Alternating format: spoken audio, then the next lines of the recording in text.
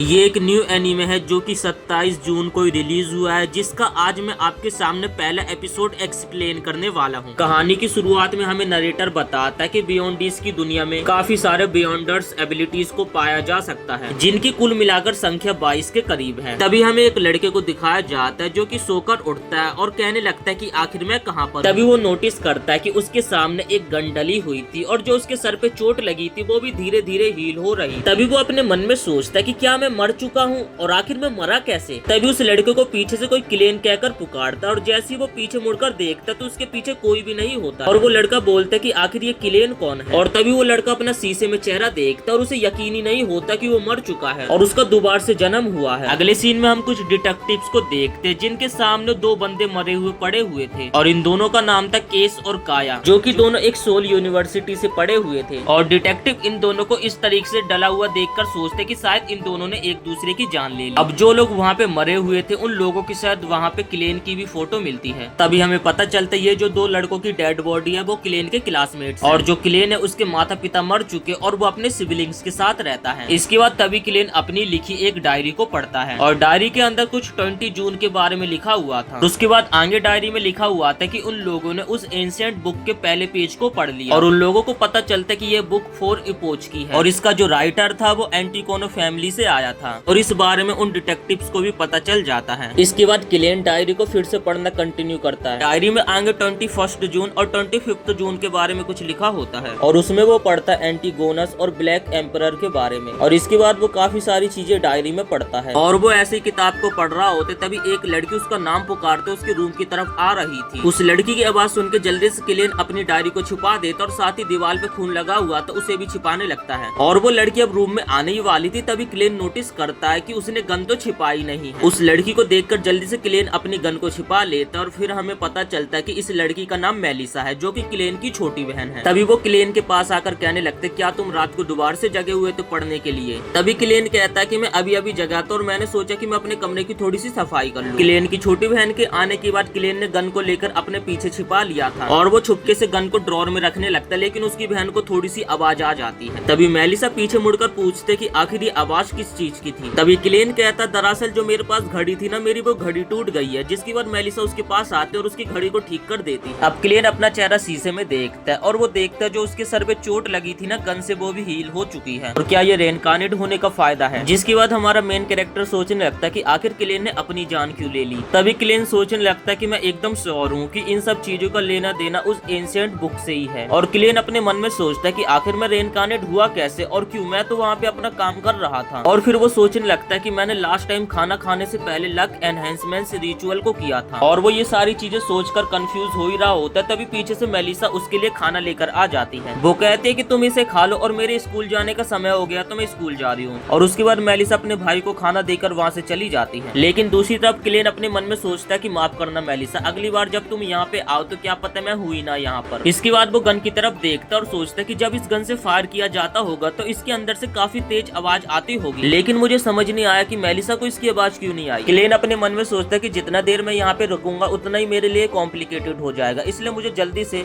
Luck enhancement ritual को दोबारा से स्टार्ट करना पड़ेगा। अगले सीन में हम देखते हैं कि वो ब्रेड खरीदने के लिए आ जाता है 8 पाउंड की, जो कि उसकी बहन ने बताया था। क्लेन तभी नोटिस करता है कि जब वो ब्रेड ले रहा था उसकी तरफ कोई घूर रहा था। इसके बाद क्लेन ब्रेड लेकर चला जाता है और वो आसमान की तरफ देखने लगता है सूरज को और देखकर सोचता है ये तो एकदम सेम टू सेम है वैसा ही। और फिर वो अपने मन में सोचता है कि शायद से एक पैरेलल यूनिवर्स है। तभी क्लेन नोटिस करता है कि कुछ लोग वहाँ पे जुआ खेल रहे थे और फिर वो अपने मन में सोचता है कि क्या इस यूनिवर्स में भी इस गेम को खेला जाता है। मुझे तो इस बात का पता ही नहीं था क्योंकि 200 साल पहले इस गेम का इन्वेंशन हुआ था। और वैसे कुछ और भी चीजें सोच रहा होता है और तभी उसकी पॉकेट से एक कॉइन गिर जाता है और जैसे वो उसे उठाने के लिए नीचे झुकता तो पीछे से एक बंदा आ जाता है। उस बंदे से घबराते हुए क्लेन अपनी पॉकेट से अपनी गन को निकालने ही वाला था। तभी वो नोटिस करता ये तो एक जोकर था जो कि सर्कस में अपना खेल दिखाने के लिए उसे एक पर्चा देता है। और तभी क्लेन नोटिस कर लेता है कि एक बंदा जो पहले भी उसे छुपके से देख रहा था वो अभी भी उसे देख रहा है। क्लेन कहता है कि मैं अपनी तरफ से आने की कोशिश करूंगा और उसके बाद क्लेन भाग भाग के घर की तरफ जाने लगता है। और तभी क्लेन नोटिस करता है कि उसका वो बंदा भी अभी पीछा कर रहा था और तभी वहाँ पे एक बंदा होता है जो कि किताब पढ़ रहा था और वो भी क्लेन को देखकर स्माइल करने लगता है। अब क्लेन भागता भागता एक गली के अंदर आ जाता और उस गली के अंदर उसे एक मैजिशियन दिखाई देती है। तभी वो मैजिशियन कहते हैं कि तुम गुम हो गए ना, मेरे पास आओ, मैं तुम्हें गाइडेंस देती हूँ फ्यूचर देखने के लिए। और तभी हम देखते जो बंदा क्लेन का पीछा कर रहा था वो भी उसका पीछा करते करते यहाँ पे पहुँच जाता है। और तभी हम देखते जिस बंदे के हाथ में बुक थी वो भी उस जगह पे ही खड़ा था। तभी मैजिशियन क्लेन को कहते जो लाइफ है वो अप्रत्याशित है, तुम्हारी लाइफ में आगे क्या होने वाला इस बात का तुम्हें खुद नहीं पता, पर ये टैरो कार्ड तुम्हारी मदद करेंगे तुम्हारी मेमोरीज में झांकने के लिए। क्लेन भी अब टैरो रीडिंग के बारे में जानकर सोचने लगता है ये तो पहले अर्थ पे भी हुआ करती थी,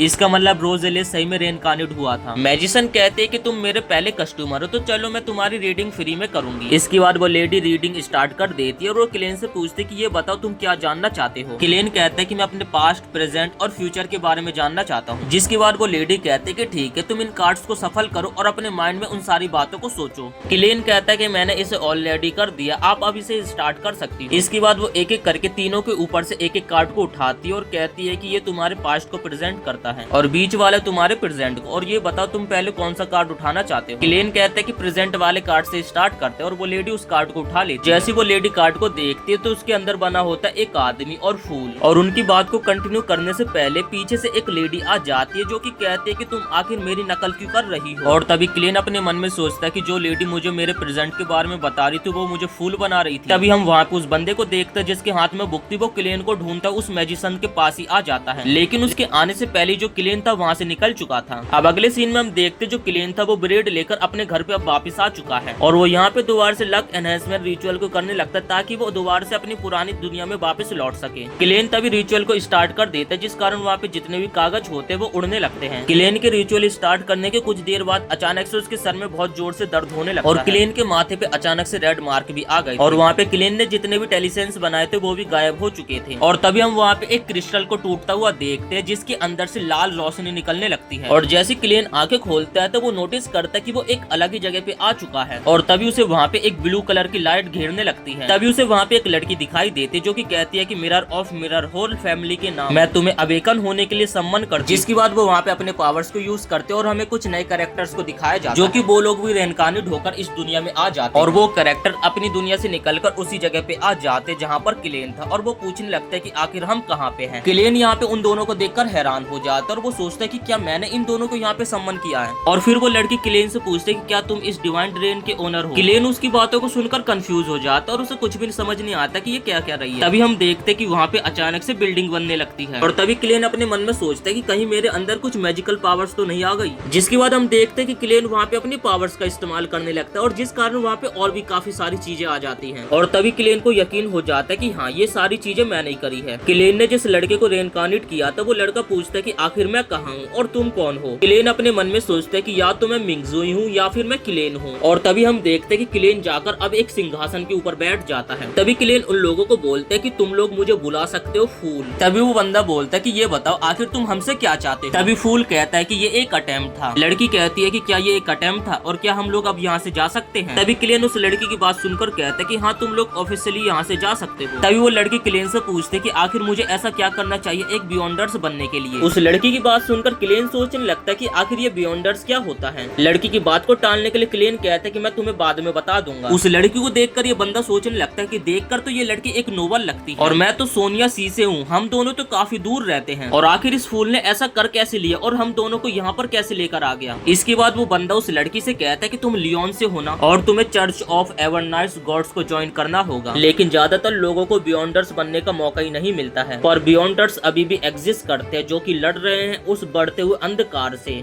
जो कि ज्यादा बढ़ने के कारण लोगों के लिए खतरा है। तभी वो लड़की कहती है कि लेकिन मैं नहीं चाहती हूँ कि मेरी फ्रीडम मुझसे छीन ली। लड़की पूछते है कि क्या इसके अलावा कोई और तरीका नहीं है, जिसपे वो बंदा बताता है कि मेरे पास 2 सीक्वेंस 9 पोशन है। ये सुनकर क्लेन और वो लड़की काफी ज्यादा हैरान हो जाते हैं। क्लेन उस बंदे की बातों को सुनकर कहता है कि जिस तरीके से ये बता रहा उस तरीके से मुझे लग रहा है कि ये तो सुपर पावर्स के बारे में बात कर रहा है और जो सीक्वेंस होता है वो तो एबिलिटीज होता है और क्या ये जो ग्रे फॉक्स और ट्रांस माइग्रेशन बियॉन्डर्स की पावर्स का कोई नतीजा है। तभी वो लड़की फूल से कहते कि मैंने इस बंदे के साथ एक एग्रीमेंट कर लिया और मैं आपसे एक रिक्वेस्ट करना चाहती हूँ। क्लेन उस लड़की की रिक्वेस्ट मान लेता है जिसपे वो लड़की कहती है कि क्या आप और गैदरिंग कर सकते हो। तभी क्लेन यहाँ पे सोचने लगता है आखिर इसे कैसे किया जाता है। तभी वो बंदा बताता है कि आपके पास हमारी इमेजिनेशन के भी परे पावर्स हैं और ये लड़की और मैं मिलकर इन छोटे छोटे मैटर्स को संभाल लेंगे और आपको इन्हें हैंडल करने की कोई भी जरूरत नहीं है। तभी क्लेन सोचता है कि गैदरिंग को करने से मेरे सीक्रेट्स एक्सपोज हो सकते हैं, पर मिस्टीरियस रैन के साथ कांटेक्ट करने से मेरे घर जाने की संभावना बढ़ सकती है। तभी क्लेन सोचता और कहता है कि जो गैदरिंग है वो हर मंडे 3 PM को होगी, जिसपे वो लड़की फूल की बात मान लेती है और फिर वो उस बंदे को कहती है कि क्या हमें भी अपना कोई कोड वर्ड रख लेना चाहिए।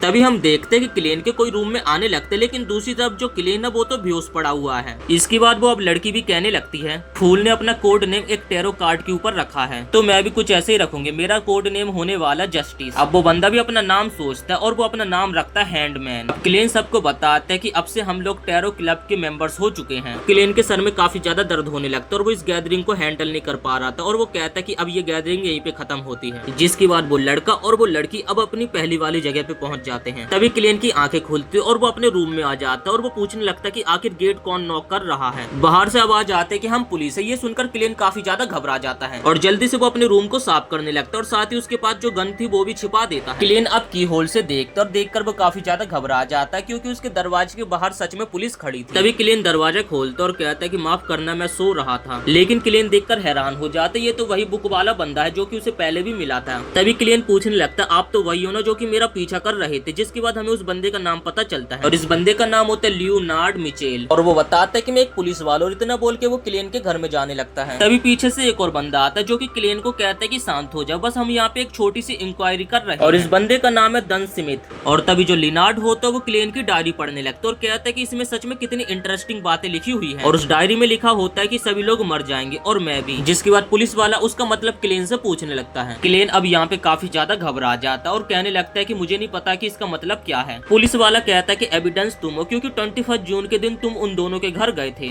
और हमें पता चला कि उनके पास 2 गन थी जिसमें से एक गन मिसिंग और हमें लगता है कि वो गन यहीं पे मिलेगी। तभी क्लेन घबरा जाता और बताने लगता है कि हाँ वो गन मेरे पास है। क्लेन को घबराते हुए देखकर पुलिस वाला कहता है कि ये बताओ क्या तुम हमें कुछ बताना चाहते हो। क्लेन कहता है कि हाँ, कल रात को मैं आधी रात में उठा और मैंने देखा कि मैं अपने आप को गोली मार रहा था, लेकिन मैं अपने आप को गोली नहीं मार पाया और धीरे धीरे मैं अपनी सारी याददाश्तों को भूल गया। पुलिस वाला कहता है कि मुझे तुम्हारी बातों पे यकीन नहीं है, जिसपे क्लेन कहता है कि मैं सच कह रहा हूँ। तभी डन कहता है कि फिर तुम्हें एक साइकिक एग्जाम देना होगा तभी हमें तुम्हारी बातों पे यकीन होगा। लियोनार्ड कहता है कि हमें काफी ज्यादा खुशी है कि तुम जिंदा हो क्योंकि जो लोग भी ऐसे केस में इन्वॉल्व होते वो लोग मर जाते हैं। इसके बाद वो लोग क्लेन को अपने साथ ले जाने लगते हैं। तभी क्लेन रुकता है और अपने मन में सोचने लगता है कि अगर इन लोगों को पता चला कि मैं रेनकार्नेट हुआ और किसी और की बॉडी में तो मेरे साथ क्या होगा। और वो ये चीजें सोच ही रहा होते तभी वो एक बच्चे को देखता है जो कि एक ब्रेड को एक बूढ़े आदमी से चोरी करके भाग रहा था। तभी वो पुलिस वाला उस बच्चे को रोक लेता है और पीछे से वो बंदा भी आ जाता है जो कि उस बच्चे को पकड़ लेता है चोरी करने के इंजाम। इसके बाद वो अपने आप को छुड़ाने की कोशिश करता है लेकिन वो एक बम्बू पे पैर मार देता है जिससे जो एक घोड़ा होता है वहाँ पे पागल हो जाता है, जिस वजह से वो पुलिस वाले होते उनका ध्यान भटक जाता है और जो क्लेन होता है मौके का फायदा देखकर वहाँ से भाग जाता है। तभी क्लेन भागता भागता एक गली में आ जाता है और वो गली में रुका ही होता है। तभी ऊपर से कोई खिड़की खोलकर पानी डाल देता है। तभी क्लेन नोटिस करता है कि उसके सामने जो पानी है अचानक से फ्रीज हो चुका है। तभी क्लेन नोटिस करता है कि वहाँ पे अचानक से काफी अजीब अजीब सी चीजें होने लगती है जिससे क्लेन काफी ज्यादा घबरा जाता है। अब क्लेन जिस भी साइड भागने की कोशिश कर रहा था उसके चारों तरफ की दीवारें अचानक से टूटने लग जाती है। इसके बाद वो एक घोड़ा गाड़ी के पास आ जाता है और उस घोड़ा गाड़ी वाले बंदे से कहता है कि मुझे कोर्ट के पास ले जाओ। अब घोड़ा गाड़ी वाला उसे यहाँ से ले जाने लगता है। ये देखकर क्लेन थोड़ा खुश हो जाता है कि अब उसका कोई पीछा नहीं कर रहा है। तभी घोड़ा गाड़ी वाले बंदे को क्लेन रुकने के लिए कहता है लेकिन घोड़ा गाड़ी वाला बंदा रुक नहीं रहा होता, जिसपे क्लेन कहता है कि आखिर तुम मुझे कहाँ ले जा रहे हो। जिसपे वो बंदा क्लेन को बताते है कि हम बिच के घर पे जा रहे हैं और ये कोई और बंदा नहीं बल्कि डैन था। तभी क्लेन को अचानक से होश आ जाता है और वो अपने मन में सोचता है कि ये सब तो बस एक सपना था। तभी फिर से उसका अचानक से गेट खुलता है और उसके सामने डन खड़ा होता है। तभी वो सोचने लगता है क्या डन ने मेरे सपनों को मैनिपुलेट कर लिया और क्या ये एक बियॉन्डर है। तभी डन कहता है कि रात में तुम जितना भी सोचते हो उस कारण हम काफी ज्यादा पावरफुल हो जाते हैं। तभी हम देखते हैं कि क्लेन किसी जगह पे खड़ा होते और वो जगह अचानक से टूटने लग जाती है और पीछे से एक लड़की आती है जो कि क्लेन का मुंह दबा लेते और उसे कहती है कि घबराओ मत, हम आराम से करेंगे, जो कि क्लेन को बेहोश कर देती। अगले सीन में हम क्लेन को देखते जो कि अलग ही जगह पे पहुंच चुका था और उसके सामने उसके पेरेंट्स मौजूद थे जो कि क्लेन को डिनर के लिए उसके पास बुला रहे होते। ये देखकर क्लेन काफी ज्यादा खुश हो जाता है। तभी क्लेन के पीछे से कोई उसका नाम पुकारता और जैसे क्लेन पीछे मुड़कर देखता तो उसे कोई भी दिखाई नहीं देता। ये देखकर क्लेन घबरा जाता है और उसे एक आवाज आ रही होती जो कि कहती कि जो सक्सेस की मेमोरी है वो खत्म हो चुकी है। क्लेन अपने मन में सोचता है कि कहीं इस लड़की ने मेरी मेमोरीज के अंदर तो नहीं झांक लिया